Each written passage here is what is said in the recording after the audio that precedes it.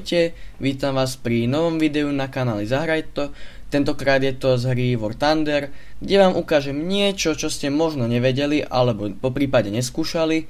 A taktiež sa pozrieme na event Swallows, ktorý sa nedávno konal. Ale najprv to, čo ste možno nevedeli. Mnohí si myslia, že taký ľahký bunker alebo tank sa dá zničiť iba s kanónom veľkého kalibru, ale to sa hrozne mýlia.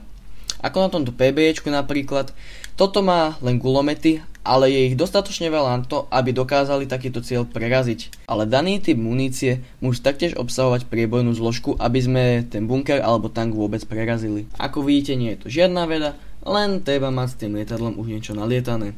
A teraz k eventu. Tento event bol medzi formáciou bombardérov B-17 doprevádzanými Mustangami proti Messerschmittom 262. Úlohou Messerschmittov bolo zničiť formáciu bombardérov skôr, než sa dostanú k letisku a zhodia nálož, a zase úloha Mustangov bola kryť tieto bombardéry.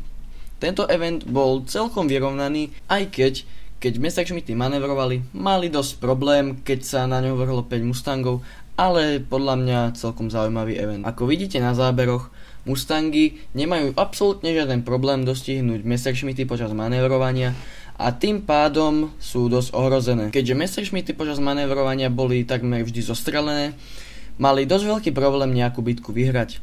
Odohral som niekoľko bitiek a z toho vyhrali Messerschmitty možno tak 2 alebo 3.